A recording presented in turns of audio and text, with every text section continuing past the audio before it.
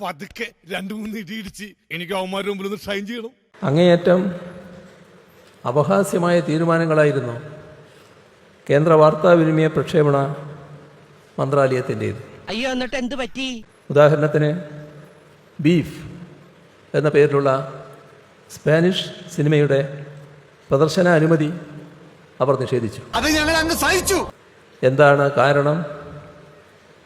Beef എന്നാൽ അവർക്ക് ഒരർത്ഥമേ ഉള്ളൂ. എന്തോ കുത്തി പറയുന്ന പോലെ എനിക്ക് ഫീൽ ചെയ്യുന്നുണ്ട് കേട്ടോ. കുത്തിയില്ലല്ലോ, കുത്താൻ പോണല്ലേ ഉള്ളൂ.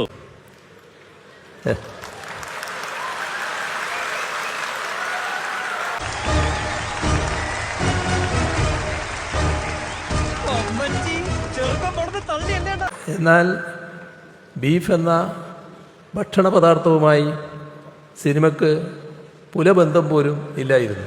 അങ്ങനെ വരാൻ വഴിയില്ലല്ലോ. പക്ഷെ അങ്ങനെ വന്നല്ലോ.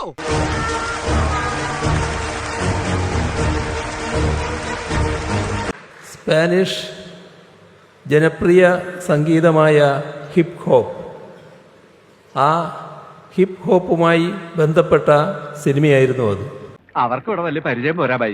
ഹിപ്പ് ഹോപ്പ് സംഗീത സംസ്കാരത്തിൽ ബീഫ് എന്നാൽ അർത്ഥം പോരാട്ടം, കലഹം എന്നൊക്കെയാണ്. മിസ്റ്റർ ബാഹ്ലേൻ, നിങ്ങളോട് എനിക്കൊരു ദേഷ്യമില്ല.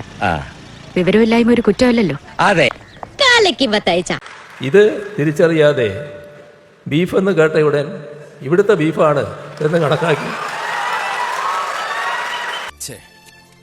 ഒരാവേശത്തിലെടുത്ത് ചാടി. വേണ്ടായിരുന്നു അല്ലേ? വിട്ടവളി ആന പിടിച്ചാ കിട്ടൂ. അതിനെതിരെ വാളെടുക്കുന്ന നിലയാണ് കേന്ദ്ര സർക്കാർ സ്വീകരിച്ചത്. അതൊരു പ്രൊഫഷനാണ്. എത്ര പരിഹാസ്യമായ കാര്യമാണ് ഇത് എന്ന് നോക്കുക. ശരിയാടാ, അത് കണ്ടു നിൽക്കാനുള്ള കരുത്ത് എനിക്കില്ല.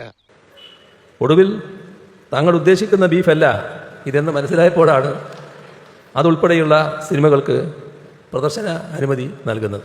ഞാൻ പറഞ്ഞല്ലോ, ഒരു അബദ്ധം. അബദ്ധങ്ങളുടെ ഒരു ഘോഷയാത്ര തന്നെയാണല്ലോ നിന്റെ ജീവിതം. അതെ.